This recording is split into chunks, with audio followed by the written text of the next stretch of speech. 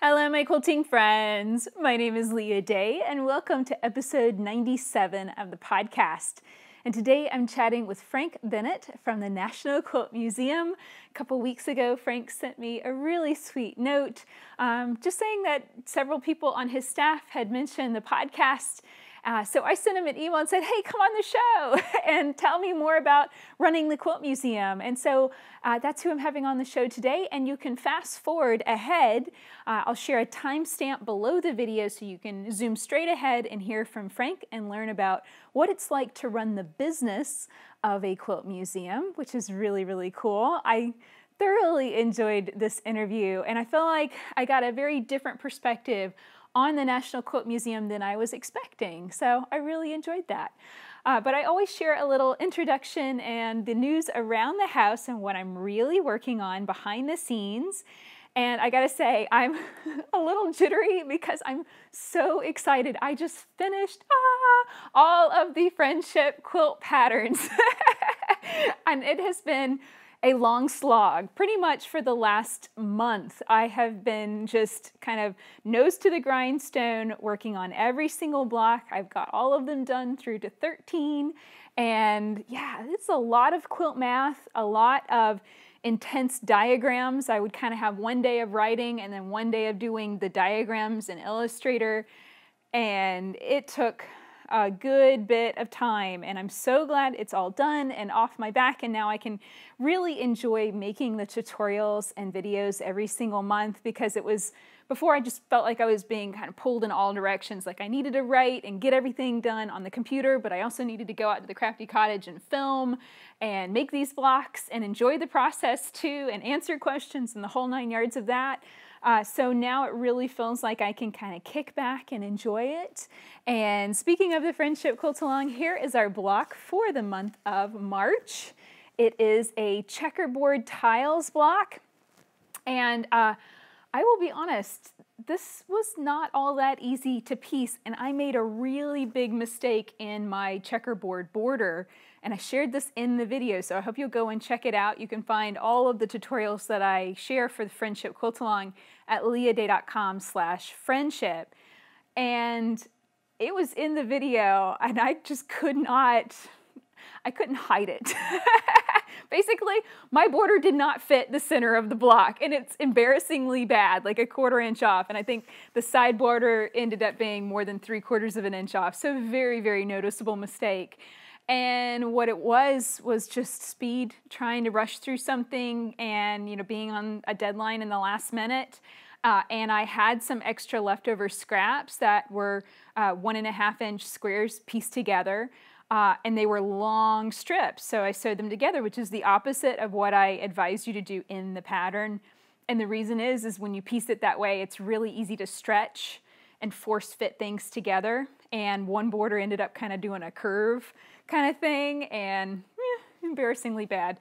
But what I like about this is showing you how to fix it, and fixing it by adding extra long strips on the ends, cutting it down, kind of taking that amount that's missing and dividing it in half, and then squaring up the borders that way. It's a little bit noticeable. This is not the block that I still need to actually finish repairing the block that I messed up. But it's one of those things where it's like, having to repiece the entire thing wasn't an option for me. Might not be an option for you either. And then discussing why the mistake happened, how I could not make that mistake again, hopefully, and how to repair it without having to piece the entire thing again. I feel like that was a better thing to share, rather than try and hide my mistakes or gloss over it.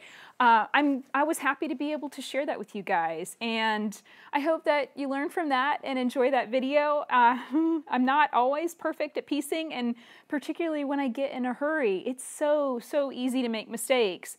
And with those little squares, it's easy to also feel like cutting corners is a better idea, but it never works out that well. It really, really doesn't.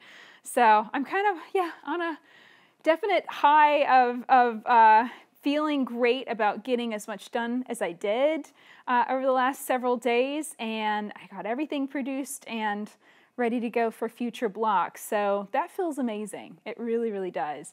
And of course, I am still hand appliquing my Eye of Calm Goddess quilt. Here she is, looking good. I have hand appliqued out to her last lock of hair. I'm now stitching around her last lock of hair to go around her body. And if you want to see an image, if you're just listening to the audio, I'll have an image in our show notes for episode 97 so you can come and see it. She's looking good. I'm really, really pleased. And I love hand appliquing this silk. It's I've got a little bit of purple batik in here, but most of this quilt is Dupioni silk. So it's been delightful. And thank you guys so much for your feedback. Last week I asked for feedback as to whether you would like a master pattern or a quilt panel, like a fabric panel. Got no takers on the fabric panel, so that kind of answered that. A few people were interested in a master pattern, but it struck me that a lot of quilters need instruction for something like this, that it's a hard thing to put together all on your own. So it's something I'm thinking about, certainly, and I really feel like a master class on master pattern, working with master patterns is a good next thing to work on. But I have made myself like a little commitment. It's not actually a little commitment, it's a huge commitment. I was thinking about this yesterday. It was screwing in boards for my rabbit hutch, and I was thinking about what I want to do for next year's quilt along, since I was so close yesterday to finishing my work on friendship, and I was already starting to munch on different ideas for next year's quilt along, and I kind of just said, no, you're not going to run off and go start working on that. You really have to commit to the 2 books that I absolutely feel a need to write this year and publish this year. The first is Rise to the Challenge of Your Life. That is the memoir that I wrote pretty much starting Christmas Eve and then finishing up by the end of January.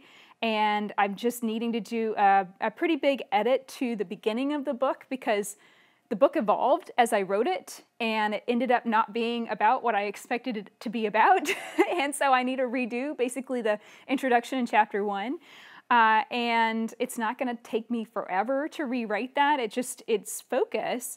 And while I was working on the patterns, I really couldn't focus with all my brain and energy on that book. So I just set it aside and put it on pause. And then in the writing of that book, I realized that, and I was forced to acknowledge that I had been living in regret for a very long time.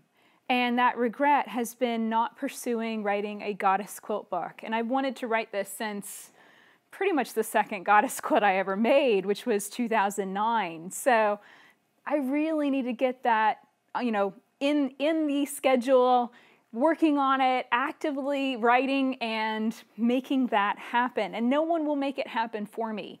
I have to make that the priority in my life, or it will never get done. And I will continue to live my life in regret.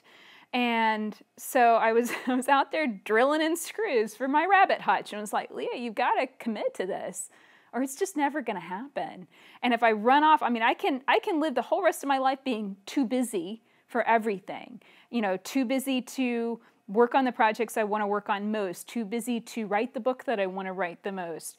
And I can continue frittering away my time with all of this other stuff that's fun, and I thoroughly enjoy it, don't get me wrong, but it just simply doesn't have the same level of meaning that these special books will.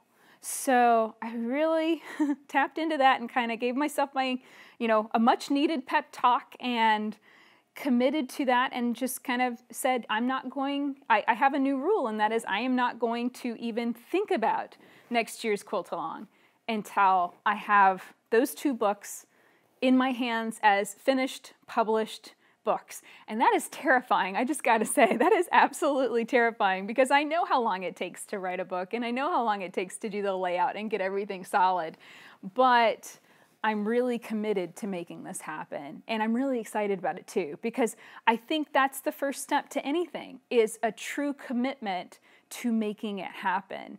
And then it's like everything else will fall into place. Everything else will go from there. I'll figure out how, to time my day. I'll figure out, my schedule. All of that will fall into place in the proper order, but only after I have said this is going to happen and I'm going to make it happen, right?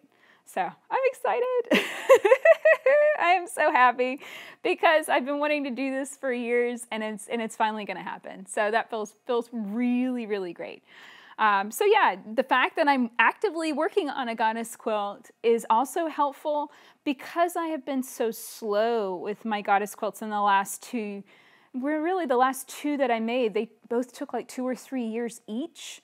And it just, I don't know, I kind of got bogged down with both of them in the quilting phase, and certainly learned a lot from that process, even though it was very, very slow.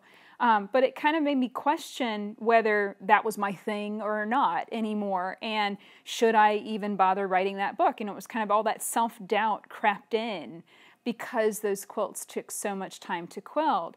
And I'm not going to let that happen with this goddess quilt. Eye of Calm is this pregnant goddess quilt I've been working on since January. You know, I just really want it to go through. I love the hand applique process. This is working out amazing. It's not taking nearly as much time as I would have expected. I want to quilt it quickly and then have it on my wall to enjoy. So I'm not going to quilt it with anything super crazy. And it's not even that big of a quilt anyway, but I'm really going to focus on adding puff, making a lot of puffy elements on this quilt so there's far less dense filling, and really let the fabrics shine too, because that's kind of, you know, hand appliquing silk. You know, the whole point was to enjoy and appreciate the silk, not cover it with a whole bunch of thread where I can't even see it. So I want to go not necessarily minimal on the quilting, but just take a step back and let the fabric really take center stage and have the quilting design support that instead of dominate it. So I'm excited about all of that. And I'm really excited about getting back to writing every morning, because I have been doing the friendship patterns every morning during my most creative time, is really between about 6 o'clock in the morning and 9 o'clock when Josh and Dad come downstairs to start working. And that time can now be spent writing, and then I'll start shooting photos of all of my goddess quilts. So I get to pull on my photographer hat and go do all that stuff. So that feels good too. And yeah, so I'm feeling really awesome today. It's really funny how some days I'm tired and a little bit, you know, I just have a very different energy, and that can come through with how I do the podcast. And, you know, I just think that there's an appreciation of the highs and lows. Last week I talked about, you know, different ways to beat the winter blues. And I was still feeling a little funky last week because it has rained for another 5 days straight. And it's really gray and overcast today too. But, you know, sometimes getting something done, something big, kind of, it doesn't matter what the weather's doing. I'm feeling awesome. So pumped up. It's like my weirdo element is coming out today in a major way too. Okay, so that's pretty much it for the introduction. We have several new members of the Quilt Friends Club. A super special thank you to Teresa Rush, Angela King, Michelle Schmidt, Delilah Kruger, Angelique Robichond, George Blake, Wanda May, and Cheryl Kovacs. Thank you guys so much for joining in Leah's Quilt Friends Club. This is a membership club. It's $2.99 a month or $24.99 a year, basically like the cost of a fat quarter of fabric. And it's a special place just for my best quilting friends, and you can hang out and share photos. It's a super, super supportive group. And then once a month, or I'm trying for twice a month, I take your photos of quilts that you're struggling to know how to quilt, and I share a video called How Do I Quilt This? And share my tips and tricks and ideas, 3 different basic quilting ideas for that quilt. So if that sounds like something that you would like to join in, come and check it out at quiltfriends.club. And that club membership helps to support this podcast. It helps me also to continue to produce free quilting tutorials every week, and I sincerely appreciate your support. So I am going to take this awesome energy that I have going on today. I'm going to go out to my barn and finish up 2 or 3 projects I've got going on out there, and then come inside and clear the decks. I'm going to clean up, get everything sorted so I can dive into writing, finish up my challenge book, and then get started on the Goddess Quilt book next. and I am so excited, guys. I cannot wait. So I hope that you enjoy this podcast with Frank Bennett and learn more about the National Quilt Museum. It is on my list to get to Paducah sometime this year. So I hope to meet Frank in person very soon. Until next time, let's go quilt. Hello, my quilting friends. My name is Leah Day, and I am here with Frank Bennett from the National Quilt Museum. Welcome to the show, Frank. Thank you. It's good to be here. So a little introduction. Frank Bennett is the CEO of the National Quilt Museum, and he's been in that role for 7 years. In this role, he is both the chief executive of the museum and an active advocate for the quilting community. If you follow the museum, you see him regularly as the host of their monthly online television show, Quilt Museum TV, and he also regularly talks at shows and events about the work of today's quilter as an art form. So I'm so happy you're here. This is so exciting. So let's begin just with what you do on a day-to-day basis. Like, what are you busy with today? Well, we have a fantastic staff here at the meeting. I'm really, really blessed. Or here at the museum, sorry. I'm really, really blessed. And in my case, I spend a lot of time either on a day-to-day basis working on projects with the rest of the staff, and I do a lot of funding-related things, partnerships and stuff like that. In fact, I guess the good way to summarize it is on a day-to-day basis, I spend a lot of time running the business of the museum. And there's a joke I give sometimes. A lot of times I'll give tours to really big groups because I'm loud. And someone will always ask, that's the real reason why. Someone will always ask, well, do you quilt? And I'll say, no, I just keep these lights on. See how they're on? And I'll look up. That's really what I feel like a lot of the time. Yeah, and you don't have to be a quilter to be a good business owner. And even being a nonprofit, the Quilt Museum is still a business. It still needs to make money. It still needs to be profitable in order to keep the lights on, right? The museum's a 501c3 nonprofit, and we're primarily funded by the quilting community. In fact, we commonly refer to this as the Quilt Community's Museum, because we are primarily funded by the quilting community. We would not be able to do any of this without the generosity of people who are passionate about quilting. But yeah, at the end of the day, there's a building, there's expenses, there's bills, there's payroll, and it acts like a business. And I'm the business person that has been blessed with having this wonderful job where I can help this business run. Yeah, and 7 years. So you've seen a lot change, I imagine, in the 7 years that you've been in that role. And I mean, I've been quilting since 2005, so I kind of have seen those trends change too, and I'm interested in your perspective. So how have you seen the quilting world change in the last 7 years? Has anything changed in the questions that you're receiving from quilters that come to the museum? Well, what's interesting, first of all, if you've been quilting that long, did you start quilting when you were like 7 years old or something like that? No, I was 21. That's not possible. But back to your question, yeah, see, first thing people have to understand is that about half of our visitors are not quilters at all. When you walk into our building, you walk under a sign saying honoring today's quilters. What our work is to show the rest of the world what today's quilters are doing. So a big win for me is when I get to go to non-typical places and talk to non-quilt audiences about today's quilter, what they do, and that they're artists and that their work is art at the same level as art that's done under any other material. And I'll give you a few examples of this. A couple months back, I got two opportunities. One was in a morning show in Houston. I was in Houston to do a presentation at another museum, an art museum, and I spoke in the morning on one of the morning shows in Houston that was seen by 300,000 people every morning, which gives us an opportunity to show the work of today's quilters, have people see it. Obviously, people misperceive the art that quilters make, so any opportunity I have to talk to an audience about what these folks actually do and how amazing it is, and really the whole art form expands our audience, because as you know, the work of today's quilters is amazing, and all we have to do is show it to people. The joke I give folks all the time is, if you come into our gallery, I don't care if you're a NASCAR fan guy who has never liked art in your life, if you come into the gallery, you're sold.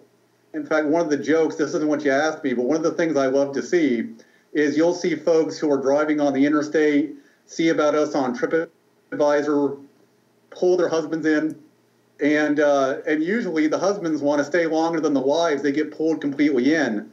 Well, that's what we do. That's what the Quilt Museum does. Our goal is to tell the whole world about this art form and these amazing underappreciated artists. And that's really all I have to do. The work speaks for itself. We just have to put it in front of people's eyes. So when I get to do presentations or really represent the museum, I'm just bringing this fantastic work to new audiences. And everyone who sees it either becomes a raving fan, which we love, or actually looks into becoming quilters, which we also love. And so that's really what matters to me. My joy every day is that I'll see people, say I'm taking a break from actually running the business, I'll get to go walk around the gallery and see people from around the world, many of which are experiencing the art form for the first time. And that never gets old. Exactly. Because it becomes a part of their life. Once people come here, they tell this story forever. Yeah, absolutely. Yeah. So when you're out in the community, like, you know, you went to Houston, when you go to places, so people aren't understanding, and this is kind of like shifting my focus, because I've been a quilter for so long, I kind of take it for granted, and I think most quilters do, we just kind of take it for granted. So people are confused about what quilts are, and they don't understand, and you bring quilts and show them and kind of educate them as to what we're making now and how that's different, how we're using machines. Is that mostly the role of it? It's simpler than that, Leah. Okay. When you say the word quilt, then people think of something that was on their bed when they were 5 years old. There's an interesting thing that's going on in our art form, which I talk about in speeches. A lot of people have heard this, which is when you mention that there's a painting in the Louvre, then you're automatically thinking about the very best in paint. You're thinking about Monet, Picasso, whatever your style is. But there's plenty of hobby painters in garages making their work, and that's great too. When we think of quilts, people outside of our space who are not in our world at all, they think of, I had a grandmother who quilted when I was a kid, or there was a quilt on my bed, and every quilt has a place. Every part is part of the process, but they don't know that the Monet level work that the top quilters, the master quilters do in our space, they don't know that it exists, and they don't know that it's possible to make art out of fabric and textiles in the way that people are making it now. So the response that comes is where you'll put them in front of something that is made by a modern master quilter, and their first response is, I don't even understand how this is possible. And that is fantastic. Yeah, that's awesome. And so it's showing them the next level, the highest level, the amazing work, because they are incredible. Like, I look at these show quilts. I've made a few myself. I've never won at AQS Paducah, but I won a pretty big award once at AQS Knoxville, and that was super, super exciting. Yeah, and so it's one of those things. It's like they're a different art form. So like a show quilt, in my opinion, is a totally different beast than a bed quilt. They are not in any way the same. You cannot confuse one with the other, and they're quilted this very differently. When I made my first show quilt, I felt like I was learning quilting all over again from scratch, and it didn't hold a candle to the bed quilts I had been making up until that point. So I love that you're sharing that and educating people that there is a whole other level. There's bed quilts, and I love that, and there's throw quilts and things to cuddle up with on the couch, but then there's this whole other aspect, and I love that too. So, okay, awesome. So let's talk about AQS Paducah, which is the show that the winners end up at your quilt museum, correct? Do I have that right? Yeah. First, let me go back to I guess I'll go into both of these things. Okay. First of all, a rather small, and this is one of the misconceptions, a rather small percentage of our collection is made up of show quilts. We own about 630 quilts in our collection right now, and about 90 to 100 of them actually won prizes in a show somewhere, or at least the AQS show. So we have all kinds of quilts that were handmade, machine-made. We have quilts that definitely were bed quilts. It's really a cross-section of a lot of things. And the other thing goes to one of the most common misperceptions people have about the museum is that we're affiliated with AQS. AQS is a wonderful organization. They do fantastic stuff, and I love their shows too, by the way. But we have no affiliation with them. The deal that you're referring to is that, so this is going to be a longer answer. Okay, that's so there's two ways to get into the collection of the National Quilt Museum. Either you submit your quilt to our curatorial department to be considered, and a couple committees take a look and they make a decision. We take very few quilts in. In an average year, we don't take more than 10 quilts into the collection because we want to keep the level of quality of the quilts at the highest level that you're going to see as the National Quilt Museum. The majority of quilts that get into our collection get in through this process, where someone emails us a picture, we ask them to send us the quilt, a couple committees meet and make decisions, and then if you get in, then you get a celebratory plaque and everybody jumps up and down. So don't act like you wouldn't jump up and down. Oh, I would totally jump up and down. I do a dance. Exactly. I would jump up and down, even though it's not going to happen to me. So the only other way to get into our collection is if you win one of the cash prizes at AQS Paducah. And if you win one of those categories, then your quilt, if you take the prize money, your quilt becomes permanently part of the collection of the National Quilt Museum. And yeah, those are the only two ways to get into our collection. But like I said, those quilts make up 15 to 18% of our collection, and they're absolutely wonderful. And every quilt tells a story. You know, quilting is all about human stories. So whether we're talking bed quilts, and I should make a point in our mission, and I'm glad you brought this up. Within quilting, we make these separations. This is free motion. This is bed. This is show. This is hand. We have all these categories, but because our job is to bring the work of today's quilters to audiences around the world, that's not a debate that we're in. Mm-hmm. But when we're talking to folks, when we're communicating the story of quilting to folks outside of quilting, they're all quilts. Yeah. And as long as it's 3 layers and has been sewn in some way together, we're not. That just confuses people. Yeah. We're just trying to tell the story of quilting. These quilters are artists, regardless what they do. There's a lot of different styles. You're going to see evolution. You're going to see things that look like blocks that have been around 200 years. You're going to see things that look like no quilt you've ever seen. To us, we're just trying to tell the story of today's quilter to the outside world.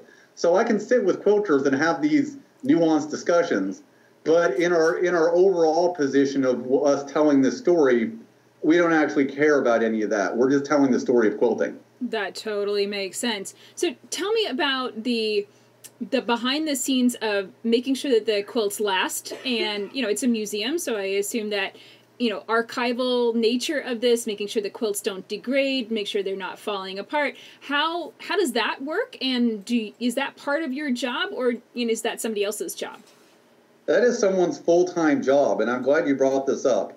So you can break down our mission into really four things. Exhibits, education programs, which we do a lot of youth and adult education, preservation, and advocacy, which is like what I just talked about that I did in Houston. We are very, very committed to the preservation of today's quilts. It's very important to us that people are experiencing and enjoying this art form 100 years from now. We not only is it very important for us to preserve the quilts that we have, we openly advocate and educate people in how to properly store quilts. In fact, if you watch Quilt Museum TV or if you go to our YouTube page, you'll see a video from our registrar where the last one that she did is the entire process of how we store a quilt. Because at the end of the day, most quilts made by all quilters are sitting in someone's basement or attic. And it's just critically important, because we're dealing with textiles, that these things are stored in a manner so they'll be enjoyed 100 years from now. There's not a lot of organizations that are set up to do that, and we consider that one of the most important things we do, because if that doesn't happen, then the work of these artists is not enjoyed in the future, and that's what it's all about. But I didn't directly get to your question. So there's an entire curatorial department. The two primary people are the curator, who's mostly in charge of what goes up in the galleries and traveling exhibits. The person who manages the collection is our registrar. And for folks that are not familiar with the registrar, they're like the accountant of a collection. So you know how you've got these folks in your organization where every file they have is perfectly ordered and everything on their desk is perfectly square and, everything is pre-planned. I'm sure you have these people. You might be this person. No. Well, that's what that's the person that you want in a registrar. So not only is she in charge of every movement of every quilt. So, for example, every quilt in our collection travels. Every quilt in our collection is shipped at some point. All of our traveling exhibits, where these are other people's quilts that are on exhibits here, there's a massive amount of logistics in quilts. And 90% of the time when something goes wrong with a quilt, it's in transit. Yep. And so she is in charge. You've done shows, you know this. It's the process from the show back to your house is when something is mostly going to happen in the professional world of quilts. I'm not talking about the people who own their own quilts. That's a different concern. What she is watching is the life of every single quilt, both by her manually seeing every quilt as it comes in, as it goes out, keeping a journal of anything on it she needs to document. But we also use a program in which we can tell you the history of every quilt we have, where it's been, how long it was there, who it was with. Because at the end of the day, what people have to understand is it's art. And if you owned art in any other medium that was this valuable, this is what you would do. Yeah. And by the way, in the future, you could have a very interesting podcast just talking to her. Oh yeah, I'd love that. That would be excellent because this is extreme logistics. My husband is my shipper, and he ships out all of our orders, and that is a full-time job in and of itself. Just making sure packages get where they're supposed to go, keeping track of where things are, and then with quilts, there's the emotional. Like to me, it's the emotional side of things. Like, oh my gosh, I just let my baby out, and it might not come back to me, and that whole worry kind of side of things.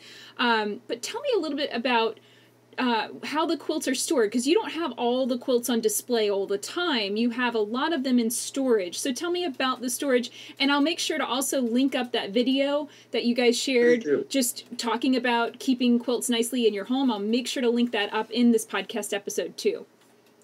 And I don't know if I mentioned her name. Her name is Laura Hendrickson. She does a phenomenal job. My whole team is phenomenal. I'm really blessed. But I want to get to your question. Okay, so quilts are in one of three places all the time. They're either on exhibit here, they're, I guess, one of four places, on exhibit somewhere else, in transit, or in our vault. Our vault is like a bunker. I've often joked to folks that if the world was ending, that's where I'm going.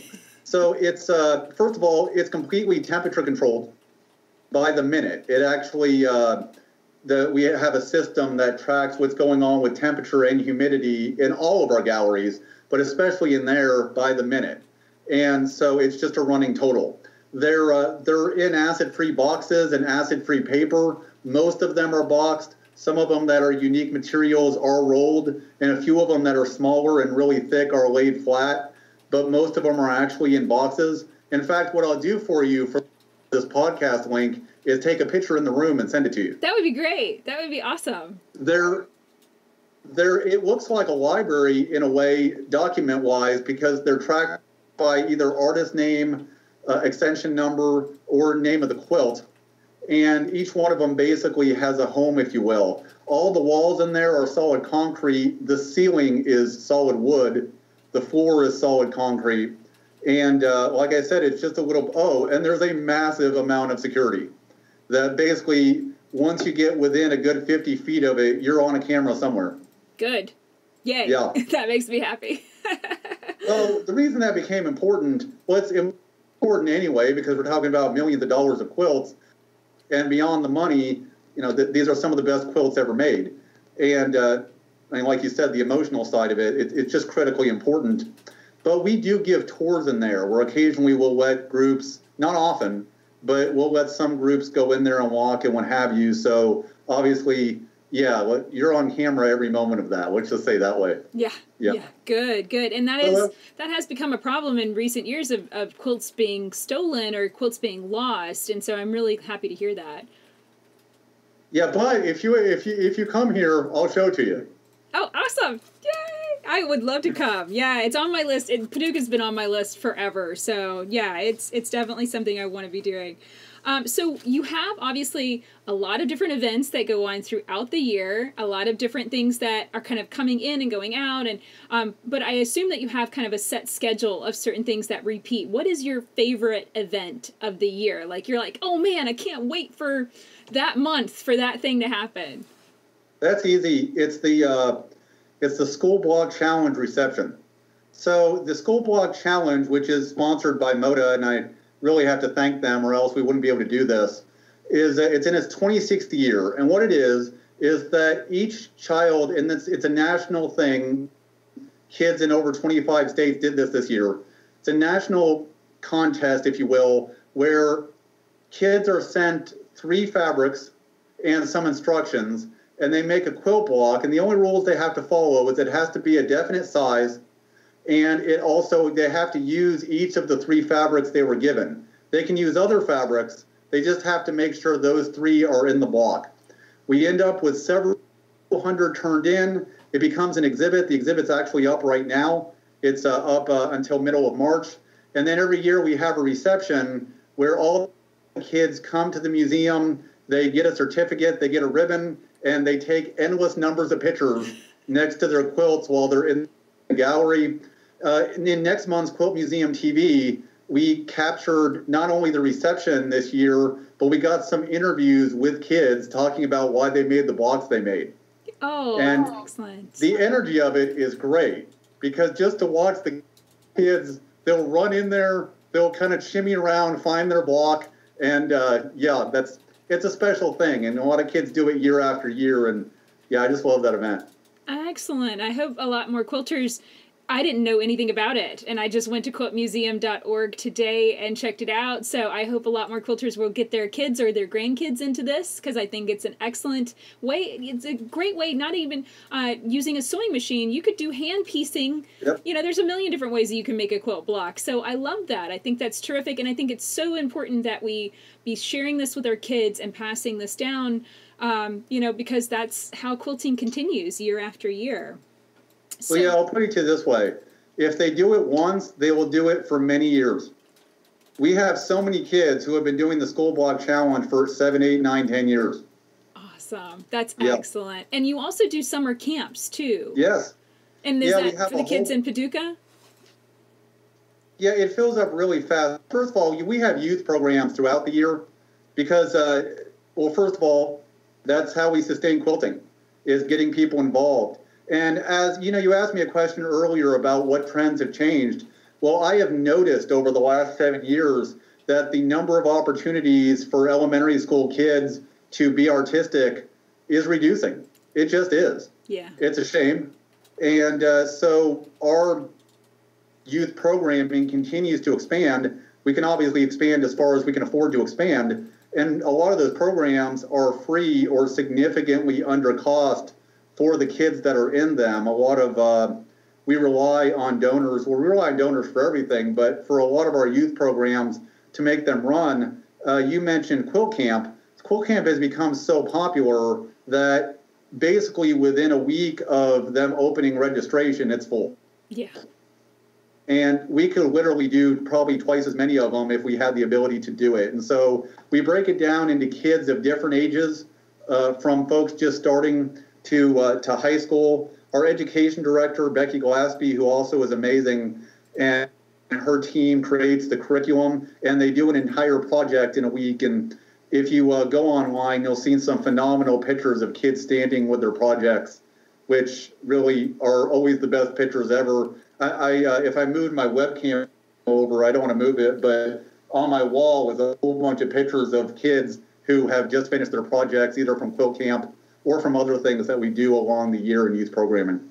That's wonderful. I think that's terrific. And I was thinking about this the other day. You know, I can really pinpoint 4 people that made a difference in my life, that taught me how to sew. My mom, my grandma, a woman at my church, and a family friend. And without those 4 women, I wouldn't be a quilter today. I mean, I probably would have been crafty, but I just wouldn't have known how to start sewing. I wouldn't have known how to start quilting. So I think that's amazing. So has there been anything else that you've noticed change in the last 7 years, like a style change, a color change? Can you look at the quilts in the museum and see that anything has adjusted in the last 7 years? Well, like every other art form, we evolve. And it's an interesting thing. So everything in our collection, in the core collection, is 1980 to present. And so as you go through, you'll see where we all, and I shouldn't even say we because I'm not a quilter, but you'll see where quilters all inspire each other. So you'll see flows occur. So in the early 90s, you'll see some work where people started making depth occur. And and that was very early. We've got some great quilts in our collection where you can see this just starting to come. And then people like Libby Lehman came along and then taught us all that there's a whole different level to creating depth in modern looking quilts. And I think in every art form, including ours, there are these people who break the mold. And then as everyone else sees the work, we see what's possible.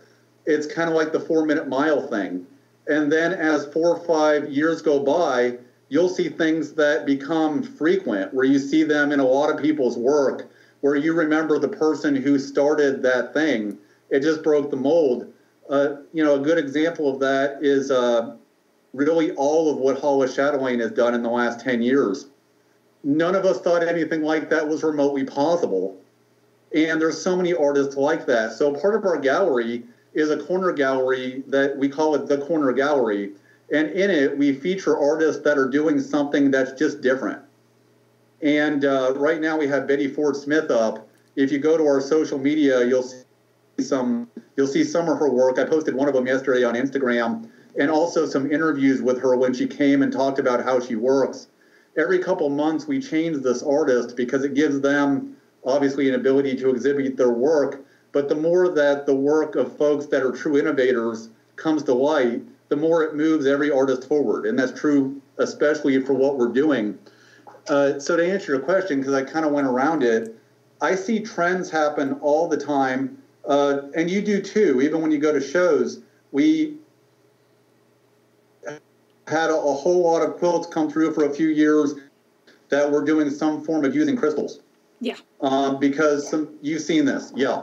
And you'll see things, and then you'll see a wave go on with a lot of things that are painted fabric.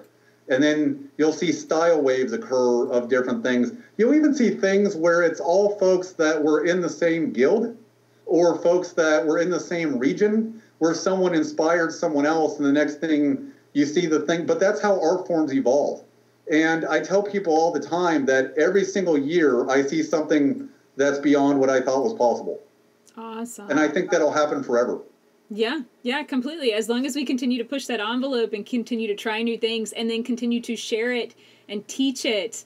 And that's the key, because I love what you said about regional. Like, that was probably 1 or 2 quilters came in and taught a whole bunch of people in that area. And then that inspired them all to make a bunch of quilts and work with different colors and work with different materials. So that's excellent. I love hearing that. So is there a particular quilt that you love that you're like, oh man, is that quilt out? Can I go see it? Yeah, I'm not allowed to answer that question. This happens to me quite a bit, but you did touch on a thing that I really love. The thing that, I mentioned that I love that people come in every day that are not quilters and experience this. But more than that, the thing that we're able to do, which I feel most proud of, is bring the work of phenomenal artists to more eyes than would see it anywhere else. So between all of our social media and our TV show and just coming to the gallery, tens of thousands of people are going to see your work, even if it's only here for 2 or 3 months. And, a good example of this is I just mentioned Betty Ford Smith. We were just talking to her. One of my employees was talking to her on the phone, where after her work, she did some videos talking about her work. And ever since then, she can't stop her phone and her email from blowing up. We had and I'm really proud of this because it's taking the great work of phenomenal artists that deserve a bigger platform and giving it a bigger platform. There's a curator. Did you ever see the exhibit Fly Me to the Moon?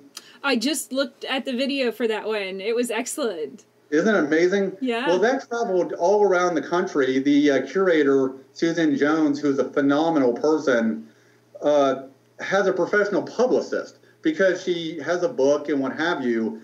And then after the exhibit was here, her publicist called her and said, "What did you do?" Because now we're getting calls from all over the world. And that's what's special to me, is taking this work from these phenomenal, amazing artists and bringing it to bigger audiences. Excellent. Excellent. I think that's terrific. And thank you so much for coming on the show and sharing about this. Of course, as a business owner, which is your role in this quilt museum, keeping the lights on, of course, you're looking not just on what you're doing right now, but also planning ahead. So this is my last question always of all the podcast episodes. So I'd love to know what you're most looking forward to in the next 5 years. And if you can give us any sneak peeks or hints as to what the Quilt Museum is planning for the next 5 years, that would be great. Well, yes, I'm going to answer that. I'm going to plug a couple things. So, first of all, at the end of the day, we always want to reach new people. And as far as what we're planning, you're going to see, as we can afford to do it, you're going to see more traveling exhibits. You're going to see more exhibits at regional art museums that are not related to us, where they're going to have an exhibit from the National Quilt Museum, because I want to get quilting in front of more eyes of people who would never be in Paducah and would never follow a quilt museum on social media. You're going to see, you're definitely going to see more youth education, because frankly, that's the key to sustainability for our entire art form. And you may even see a podcast come up in the next 12 months. The other things I want to plug real quick is National Quilting Day is Saturday, March 16th. You're going to see, I'll send you a press release that I appreciate if you send forward about the event. We have some things going on that are going to include a live stream that I want every quilter to be involved with. I'll send you that information. And also, like I said, the Quilt Museum is a 501c3. We can only do as much as we have money to do.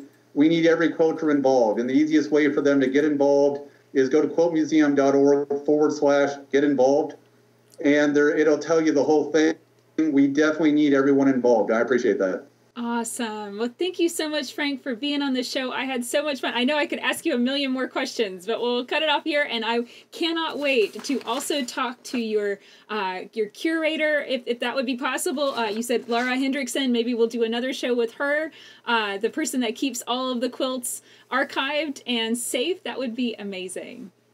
Yeah, it's our registrar. But I absolutely think that'd be a phenomenal podcast. And more than that, I just want people to understand how to preserve their quilts. So these amazing works are here a long time from now. Exactly.